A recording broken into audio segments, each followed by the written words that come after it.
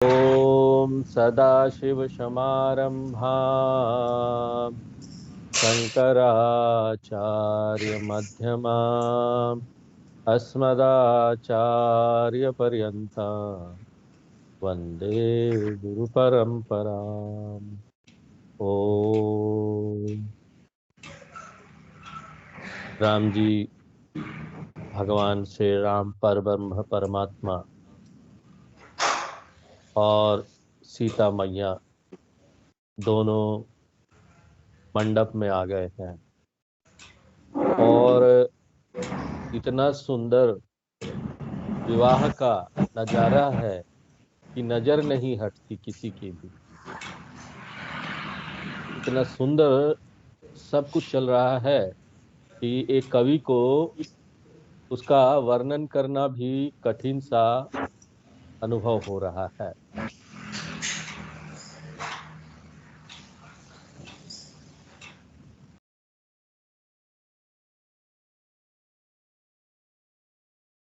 तो तुलसीदास जी बोलते हैं, मन बुद्धि बरबानी अगोचर, प्रगट कवि कैसे करे। ये मनमानी के अगोचर है, मन और वाणी के अंतर्गत नहीं आएगा, हम नहीं समझ सकते क्योंकि वो गुण नहीं है, निर्गुण है। और जब उपनिषद इसी ब्रह्म का निरूपण करते हैं तो बोलते हैं, यतो वाचा निवर्तन्ते अप्राप्य मनसा सह। ये बात वही हो गई जो उपनिषद में बात बताई गई है ना, वही बात हो गई कि हम इसका अपने मन वाणी शब्दों से बड़ा कठिन है कि इसका कुछ वर्णन कर ले। जो सर्वत्र व्याप्त है, अपनी सत्ता से विद्यमान है, अलौकिक अनंत चैतन्य है, दिव्य है, वही परमात्मा राम है। और समस्त सृष्टि का विस्तार परमात्मा की जिस माया शक्ति से होता है, जो परमात्मा का ही रूप है, वही सीता जी है। अब वशिष्ठ जी मंडप में हवन करने लगे और उन्होंने जो भी आहुतियां दी, अग्नि देवता ने स्वयं प्रकट होकर उसको स्वीकार की। देखो, वेद भी वहां पर विप्रो का रूप धारण किए हुए आए हुए थे। वे विवाह की सब वैदिक रीतियां बताते जा रहे थे। इस प्रकार से सब कार्यक्रम बहुत अच्छा अच्छा चल रहा था विवाह का। हवन के बाद जब परिग्रहण का समय आया तो सीता जी की माता जी सुनैना जी की जरूरत पड़ी। तुलसीदास जी कहते हैं कि सारा संसार जानता है कि वे जनक जी की मुख्य रानी है। इसके माने अन्य रानियां भी, लेकिन कन्यादान के कार्य के लिए केवल मुख्य रानी को ही बुलाया जा रहा है। सीता जी की माता की महिमा किस प्रकार वर्णन किया जाए। उनकी महिमा क्या है? बहुत महिमा है उनकी। सुजस सुकृत सुख सुंदरताई, इन्होंने बहुत पुण्य किए हैं और पुण्य के फल स्वरूप इनको सुयश और सुख प्राप्त हुआ और सुंदरता प्राप्त हुई है। माने विधाता ने इन सब को इकट्ठा कर कर सवार कर इनको तैयार किया है। बोलने का अर्थ ये है कि इस लोक में कुछ भी भौतिक सुख यश कीर्ति हम लोगों को प्राप्त होता है तो वो सब पुण्य के बल पर ही होता है। यहाँ पर हमने जो भी पुण्य कमाया है उसका फल मिलता है और उसके अनुसार यहाँ पर कीर्ति सुख वगैरह मिलता है। तो समय सही जानकर मुनियों ने सुनैना जी को बुलवाया और ये बात सुनते ही कि उनको बुलाना है, सुहागिन स्त्रियां जो पहले से सावधान थी, तुरंत ही उनको आदर पूर्वक ले आई। सुनैना जी जनक जी के बाईं ओर बैठी और ऐसी सुशोभित हो रही है जैसे परब्रह्म परमात्मा शंकर जी और उनकी माया शक्ति पार्वती जी के विवाह में हिमाचल के साथ बैठी मैना सुशोभित हो। यहाँ पर भगवान राम परब्रह्म परमात्मा और सीता जी उनकी माया शक्ति है, इन दोनों का विवाह हो रहा है। मानो कि ना दोनों तत्व एक ही है। कनक कलश मणि को पर रूरे, सोने के कलश और मणियों से जड़े हुए थाल जो मांगलिक द्रव्यों से भरे हैं और बहुत ही सुंदर है, रूरे हैं, वे राजा जनक और रानी सुनैना जी ने बड़े ही हर्षित मन से अपने हाथों से भगवान श्री राम जी के आगे रखे। ऐसा लग रहा था कि राम जी और सीता जी के चरण पखारने की व्यवस्था की जा रही थी। वहां पर जितने भी मुनि लोग थे वो सामवेद का पाठ कर रहे थे। देवता लोग प्रसन्न होकर फूल बरसाने लगे।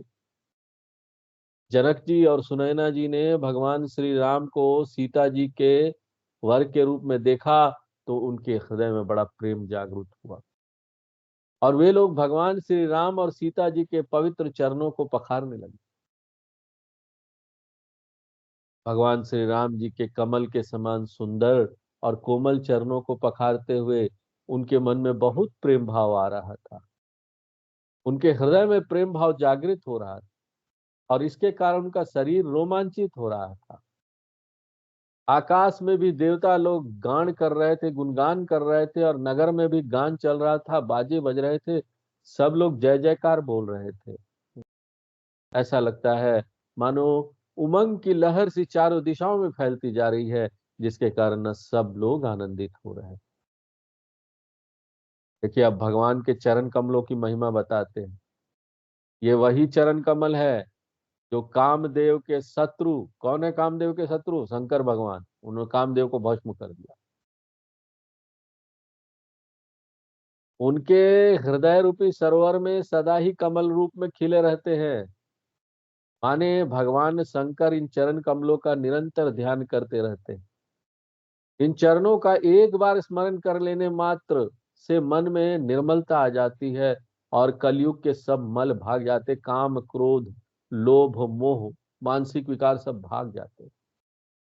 अभी देखिए प्राण प्रतिष्ठा जब हुई रामलला जी की 22 जनवरी को, तो वहां पर कितने सब लोग आए हुए थे। इस देश के जो गणमान्य लोग थे, जो वहां पर संत लोग थे, आए थे। और थोड़े समय के लिए वो प्राण प्रतिष्ठा हुई, लेकिन सबके हृदय में इतना भावना आ गया था कि ना सारे दुख दर्द भाग गए थे, खुशी के आंसू झलक रहे थे। काम क्रोध मानसिक विकार सब भाग जाते हैं बस बस वो मूर्ति देखकर, प्राण प्रतिष्ठा देखकर। और वहां पर तो सोचिए, श्री राम जी का विवाह हो रहा है, भगवान श्री राम बैठे, उनके चरणों को देखकर क्या होगा। ये वही चरण है जिनको स्पर्श करके गौतम मुनि की पत्नी अहिल्या, जो अपने पाप के कारण पत्थर बन गई थी, उनको सदगति प्राप्त हुई थी।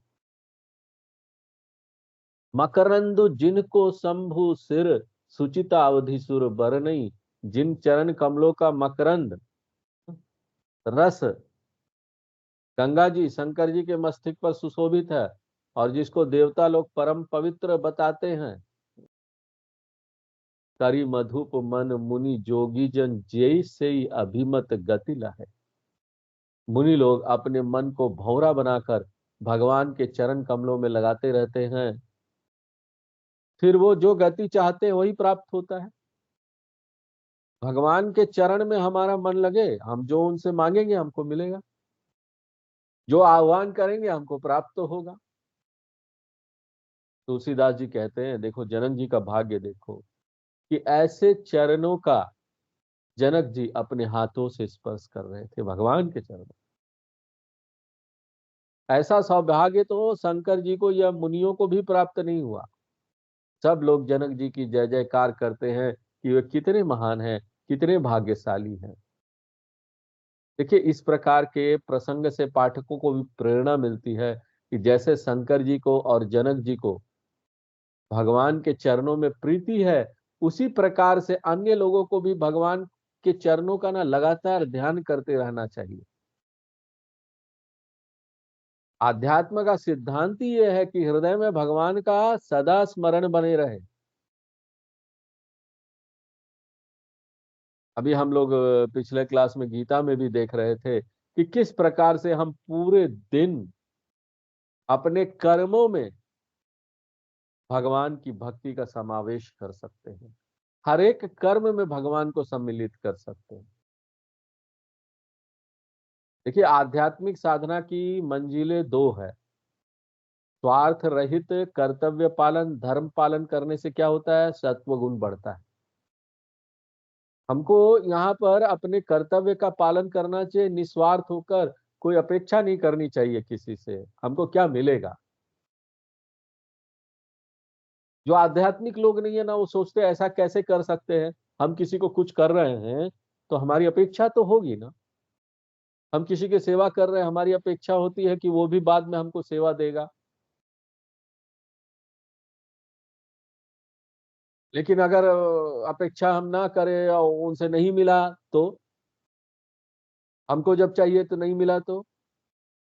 यहाँ पर देखिए, हमारे ऋषि मुनियों ने ये सब देखा है, अनुभव किया है, तभी जाकर ये सारे सिद्धांत बने हैं। आप निस्वार्थ सेवा कीजिए, अपेक्षा मत कीजिए। भगवान बोलते हैं तुम्हारा ध्यान मैं रखूंगा। तो यहाँ पर ऐसा नहीं होता कि अगर हम किसी की निस्वार्थ सेवा कर रहे हैं, यहाँ पर निस्वार्थ कार्य कर रहे हैं, तो हमको यहाँ कुछ नहीं मिलने वाला। हमको तो उसका पुण्य मिल ही जाता है, और उस पुण्य के फलस्वरूप हमको उसका यहाँ पर अच्छा सुख, जो भी चाहिए, वो सुख चाहिए, मुक्ति चाहिए, जो भी चाहिए वो सब मिलने वाला है। इस संसार का भोग चाहिए वो भी मिलने वाला है।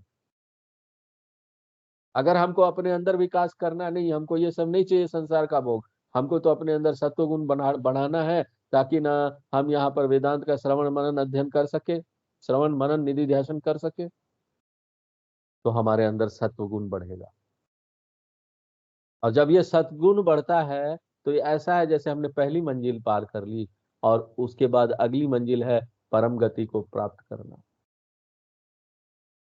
सत्व गुण बढ़ाना ही सबसे कठिन काम है, उसी से पात्रता आती है। हम यहाँ पर 5 महायज्ञ करते हैं, उपासना करते हैं, खूब सत्गुण बढ़ाते हैं अपना, और इसी में ज्यादा टाइम लगता है, जन्मों जन्म लग जाते हैं। कई बार तो होता है कि इस संसार में इस समय लोग आए, बहुत आपने देखा होगा, बहुत अच्छा काम वो कर रहे हैं, बहुत सत्वगुण का काम किया है, अपने परिवार की बड़ी सेवा की उन लोगों ने, अपने समाज की भी बड़ी सेवा की, लेकिन कभी गीता में नहीं आ पाते। और आप देखेंगे एक व्यक्ति जो स्वार्थी है, कभी कुछ नहीं किया, अचानक उसको क्या मन में आता है, गीता में आ जाता है। ऐसा क्यों? क्योंकि उसने, आपने तो उसका उस जीवन देखा ना, पिछले कई जन्मों से ये कर्म चला आ रहा है, उसने बहुत पुण्य किए, इससे पहले वाले जन्म में, उससे उससे पहले वाले जन्म में कितना कर्तव्य कर्म और अच्छा कर्म किया होगा, वो फलीभूत हो गया इस समय। तो उसको गीता उपनिषद का अध्ययन मिल गया, गुरु की प्राप्ति होगी, शास्त्र का अध्ययन करने मिल गया, अच्छा वातावरण मिल गया, सब कुछ मिल गया।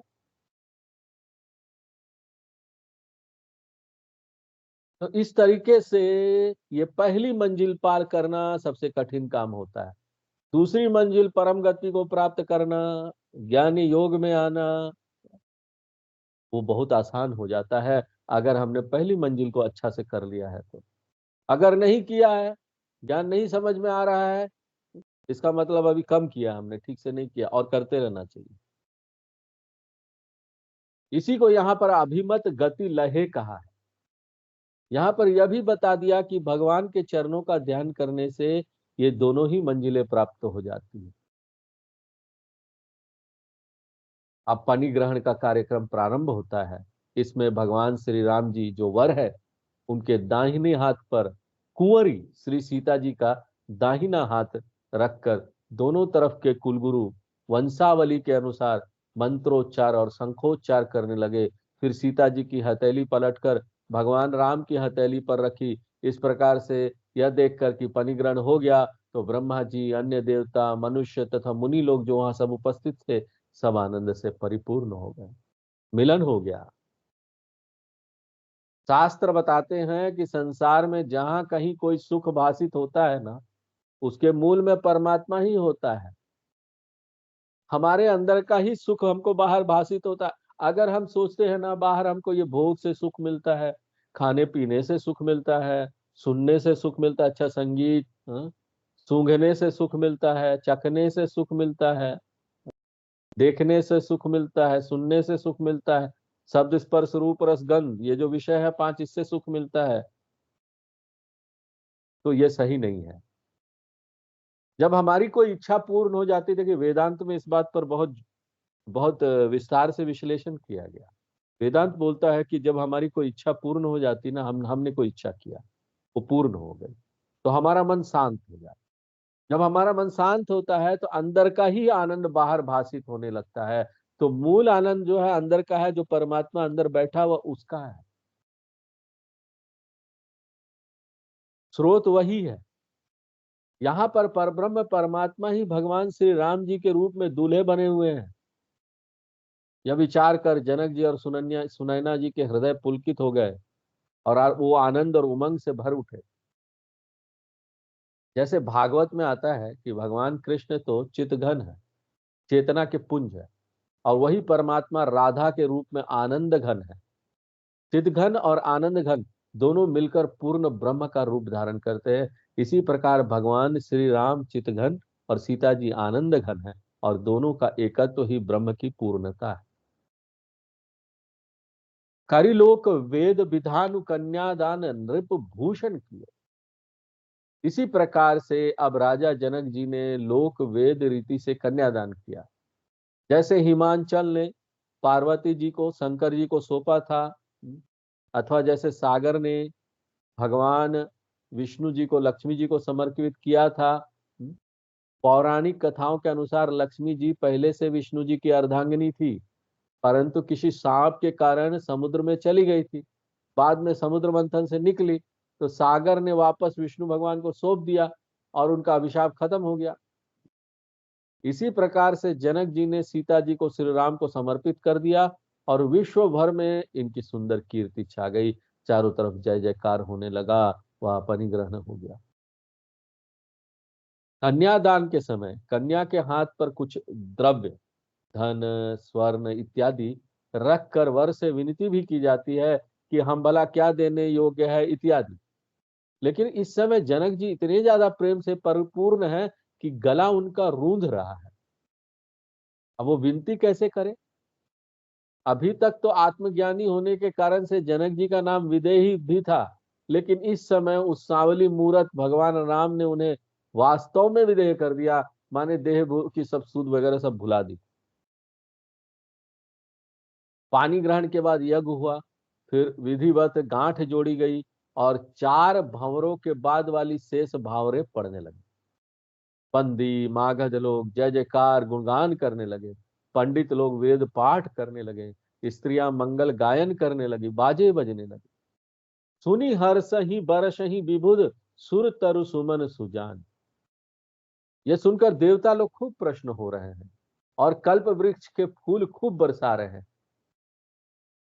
ये देवता लोग बहुत बुद्धिमान हैं, उन्होंने बहुत पुण्य किए हैं। कल्प वृक्ष के फूल यानी पुण्यों का फल है। इससे ज्यादा पुण्य क्या हो सकता है?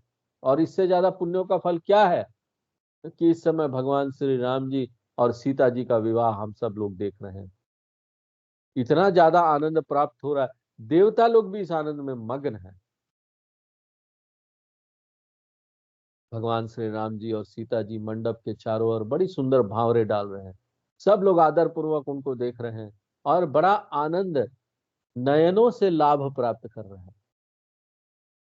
इन दोनों वर कन्या की जोड़ी बहुत ही सुंदर है। भगवान राम कैसे हैं? श्याम वर्ण के हैं, और सीता जी कैसी है? गौर वर्ण की है। इनके लिए कोई उपमा नहीं दी जा सकती, कोई तुलना नहीं की जा सकती, ये अनुपमेय है। तुलसीदास जी कहते हैं कि मंडप में चारों ओर जो मनियों के खंभे लगे हुए हैं, उनमें भगवान श्री राम जी और सीता जी की परछाई ऐसे जगमगा रही है मानो कि कामदेव और रति अनेक परछाइयों का रूप धारण करके भगवान श्री राम जी का विवाह देख रहे हैं। दरस लालसा सकुच न थोरी, प्रगटत दुरत बहोरी बहोरी। भगवान राम और सीता जी की परछाई एक खंबे में पड़ती है, फिर वो आगे जाते हैं तो पिछले खंबे में समाप्त हो जाती है और उनकी परछाई फिर आगे के खंबे में पड़ती है। इस तरह से जब वो फेरे ले रहे हैं तो ये चलता जा रहा है। तो ऐसा लग रहा था मानो कामदेव और रति बार बार प्रकट हो रहे छिप रहे हैं, प्रकट हो रहे छिप रहे हैं। प्रकट तो इसलिए होते हैं कि उन्हें भगवान राम और सीता जी के दर्शन की भारी लालसा है, परंतु फिर बार बार छिपते क्यों हैं? छिपते हैं इसलिए कि वो अपने संकोच को दिखाते हैं, कि यदि काम और रति वहां पर प्रकट हो जाए तो भगवान राम और सीता जी के सामने काम और रति की भी कोई सुंदरता नहीं लगेगी। इसलिए संकोचवश वो बार बार छिप रहे थे। दूसरा कारण यह है कि इस सभा में भगवान शंकर शंकर जी भी आए हुए हैं। उनके सामने कामदेव को आने की हिम्मत नहीं पड़ती, वो उनके शत्रु है, इसलिए वो छिप छिप कर भगवान को देख रहा है। आध्यात्मिक दृष्टि से हमको यहाँ क्या जानने को मिलता है? पांचों इंद्रियों से पांच विषयों के सुखों की कामना क्या है? कामदेव है। और जब ये सुख इंद्रियों के प्राप्त हुए तो इसमें क्या हो गई? रति हो गई। रति कामदेव की पत्नी है। परंतु ये इंद्रिय भोगों का आकर्षण यानी कामदेव और इन भोगों का सुख यानी रति, ये दोनों ही परमात्मा के प्रतिबिंब मात्र। और सारी दुनिया में जो हमको सुख प्राप्त हो रहा है ना, यही प्रतिबिंब प्रतीति मात्र सुख है। और सोचो कैसा सुख है कि पूरी दुनिया ही इसमें मगन है। किसी संत ने बोला है कि ऐसा लग रहा है पूरी दुनिया जो है ना भांग खा के और गलत दिशा में अपना आनंद लेने में लगी हुई है, भांग खाई हुई है, हंस रही है। ये प्रतिबिंब सुख को लेकर हंस रहे हैं, मजा ले रहे हैं, उसी के पीछे इतना मारा मारी। और जो मूल सुख है हमारे अंदर है, वो क्या? उसके लिए हम क्यों नहीं प्रयत्न करते? क्योंकि एक बार वो सुख मिल गया ना, तो फिर किसी और सुख की इच्छा ही नहीं रह जाती। भागवत आप पढ़ेंगे ना तो ये बात आएगी कि भागवत में आती है कि भैया ये सुख मिल गया, भगवान के दर्शन का सुख मिल गया, तो सारी इच्छाएं यहाँ, सारी कामना पूर्ति हो जाती। कामना पूर्ति कैसे होती है? कोई कामना ही नहीं रह जाती, वो इतना बड़ा है कि उसके सामने बाकी सारी कामना तुच्छ हो जाती है, रह ही नहीं जाती, कुछ चाहिए ही नहीं हमको इस संसार से। एक ज्ञानी का ऐसा ही हो जाता, उसको इस संसार से अब कुछ नहीं चाहिए, क्योंकि उसको इतना बड़ा चीज मिल गया। अब क्या चीज का कामना रहा? किसी चीज का कामना नहीं।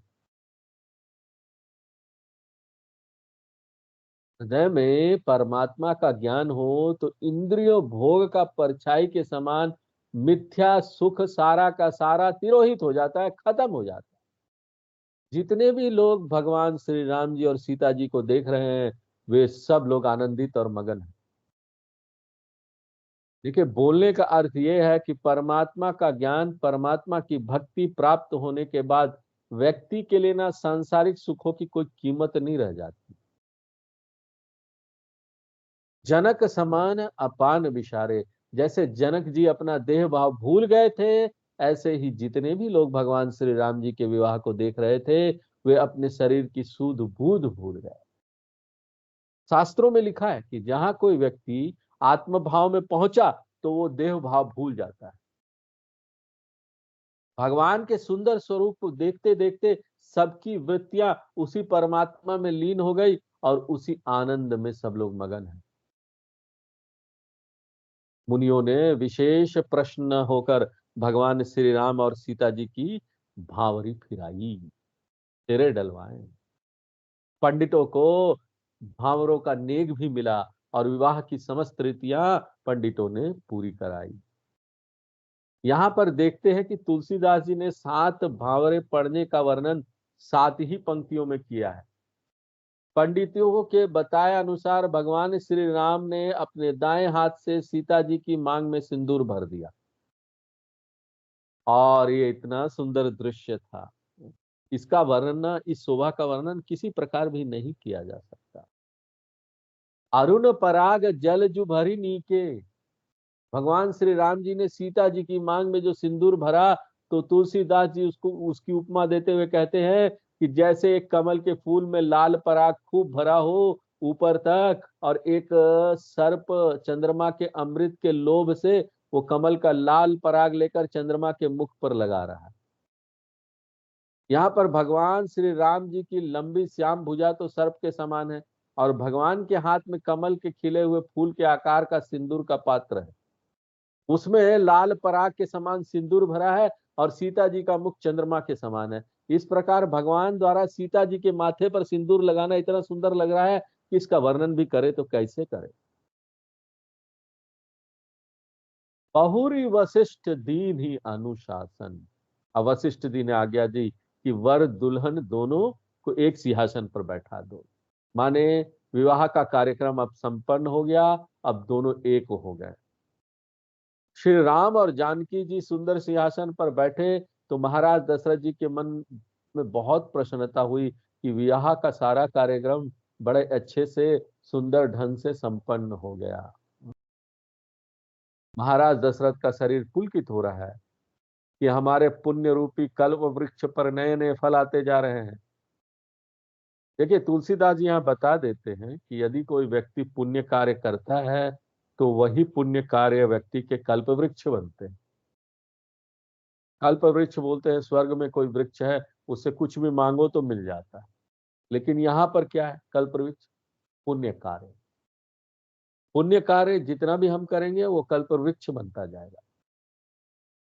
इसे वृक्ष कहते ही इसलिए है कि व्यक्ति को यह समझ में आ जाए कि जैसे वृक्ष से बाद में फल प्राप्त होता है और जैसा वृक्ष होता है वैसे ही फल देता है, इसी प्रकार से कर्म का फल भी बाद में प्राप्त होता है और जैसा कर्म होता है उसी के अनुसार फल प्राप्त होता है।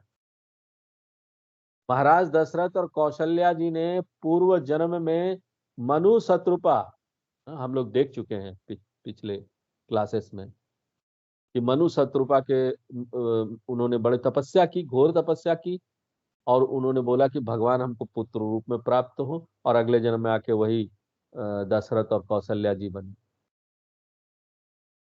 पुण्य का फल, तपस्या किया, भगवान की खूब आराधना की, पुण्य का फल मिला, उनको फिर से शरीर प्राप्त हुआ और यहाँ पर भगवान यहाँ पर उनको पुत्र के रूप में प्राप्त हुआ। यहाँ पर यही सिद्धांत कार्य कर रहा है कि कर्म का फल कालांतर में प्राप्त होता है और क्रम क्रम से एक एक करके प्राप्त होता जाता है। जैसे भगवान राम ने महाराज दशरथ के यहाँ अवतार लिया तो एक फल प्राप्त हो गया, बाल लीला देखी दूसरा फल प्राप्त हो गया, भगवान राम का विवाह हुआ और भगवान राम और सीता जी को साथ बैठे देख रहे हैं, ये भी एक नया फल है जो महाराज दशरथ के पुण्य रूपी कल्प वृक्ष पर लगा है। हरिभुवन रहा उछाऊ। सारे भुवन भर में सबको ये सूचना प्राप्त हो गई कि भगवान राम और सीता जी की विवाह हो गया है और इस सूचना से 14 लोकों में प्रसन्नता और उत्साह भर गया। तुलसीदास जी कहते हैं यह तो बड़ा भारी मंगल कार्य हो गया और हमारी एक जीव इस दूर दूर तक फैले उत्साह का वर्णन भला कैसे कर सकती है। उसके बाद भगवान राम के तीनों भाइयों की विवाह की भी व्यवस्था होने लगी। जनक जी के भाई की पुत्रियों सहित जनक जी के राजमहल में सीता जी के अतिरिक्त 3 सुंदर सुशील राजकुमारियां और हैं। तो जनक जी सहित अन्य लोगों की भी इच्छा होने लगी कि महाराज दशरथ के तीनों छोटे राजकुमारों के विवाह इन तीनों राजकुमारियों से कर दी जाए। एक ही शादी में 4 लोगों का विवाह हो गया। ये सब एक दूसरे के योग्य है। वशिष्ठ जी इस बात को समझ गए और उन्होंने इस संबंध को ठीक माना, अपनी आज्ञा दे दी कि हाँ ऐसा ही होना चाहिए, ऐसा कर लो। तब जनक पाई वशिष्ठ आयसु, तब वशिष्ठ जी ने जनक जी को आज्ञा दे दी कि तुम अन्य पुत्रियों को भी बुलवाओ और उनका विवाह भगवान राम के भाइयों के साथ कर दो।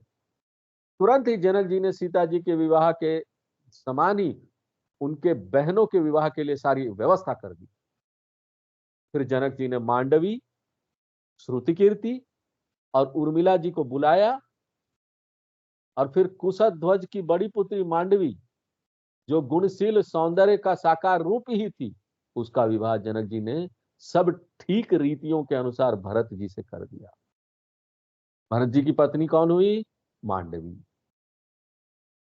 जान की लघु भगिनी, सीता जी की छोटी बहन उर्मिला को सब प्रकार से सुंदर और श्रेष्ठ जानकर लक्ष्मण जी के साथ आदर पूर्वक प्रेम पूर्वक सब विधि विधान से उसका विवाह कर दिया गया। लक्ष्मण जी की पत्नी कौन हुई? उर्मिला।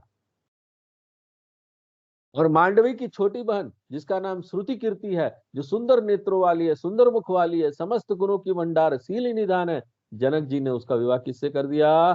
शत्रुघ्न जी से कर दिया। श्रुति कीर्ति शत्रुघ्न जी से उनका विवाह। विवाह हो जाने के बाद अंत में इन सब वर वधुओं को भी ना अपने अपने सिंहासन पर जोड़ी के साथ बिठा दिया गया। अब वर और वधु ने एक दूसरे को देखा तो सब मन में बहुत प्रसन्न हो गए कि वर और वधु ना बिल्कुल अनुरूप है, क्या लगन लगी है, सब इतना सुंदर सुंदर हो जा रहा है, जोड़ियां भी सुंदर बन गई। तो बाराती और जनाती सब इन सुंदर जोड़ियों और उनके गुणशील देखकर सब लोग बड़ी सराहना कर रहे थे। बहुत वहां पर प्रेरणा मिल रही थी सबको। इसको आध्यात्मिक दृष्टि से देखें तो मंडप के नीचे सब सुंदर दुल्हीने सुंदर दुल्हों के साथ ऐसे शोभा पा रही है, जनु जीव उर चारियु अवस्था विभुन सहित विराजही। जैसे जीव के हृदय में चारों अवस्थाएं उनके स्वामियों सहित विराजमान हो। यहाँ चारों वधुएं जीव की चार अवस्था, अब तत्वबोध यहाँ याद कर लीजिए। क्या चार अवस्था है जीव की? जागृत, स्वप्न, सुसुप्ति और तुर्य, इनके ये प्रतीक है। चारों वर इन अवस्थाओं के स्वामी। इन अवस्थाओं के स्वामी कौन है?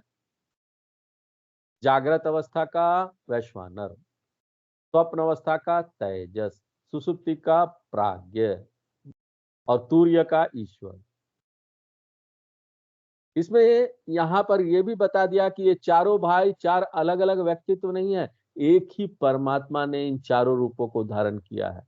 एक ही ब्रह्म के रहने मात्र से ये अवस्थाएं आ जाती है, शरीर, तीन शरीर आ जाता है। जब भगवान ने अवतार लिया तो उससे पहले ही आकाशवाणी में भगवान ने कहा था कि अंसहन सहित मनुज अवतारा ले हूं, अर्थात ये चारों भाई भगवान के ही अंश है। तुलसीदास जी इसी प्रकार से ना वेदांत की बातें श्री रामचरितमानस में प्रतीकों की भाषा में समझाते रहते हैं। हमारे शास्त्रों के अनुसार आध्यात्मिक व्यक्तियों के ना दो वर्ग है, एक तो कर्म प्रधान लोग हैं और दूसरा ज्ञान प्रधान जीवन जीने वाले। परमार्थ की दृष्टि से तो जीव की चारों अवस्थाएं अपने अपने स्वामी सहित दिख रही हैं। अब तुलसीदास जी बताते हैं कि कर्म साध्य साधना पक्ष से देखें तो यह दिखाई देगा कि महाराज दशरथ अपने सब पुत्रों और पुत्र वधुओं को देखकर ऐसे आनंदित हो रहे हैं, जनु पाए महीपाल मणि क्रियन सहित फलचारी। मानो महाराज दशरथ को चारों क्रियाएं और उन चारों के फल प्राप्त हो गए। यहाँ क्रियाएं तो पुत्र वधुएं हैं और वर लोग उन चारों क्रियाओं के फल है। चार क्रियाएं माने चार पुरुषार्थ, जिसमें श्रद्धा युक्त पुण्य कार्यों की प्रतीक कौन है? मांडवी। और इस क्रिया पुरुषार्थ का फल है धर्म, जिसके प्रतीक भरत जी है।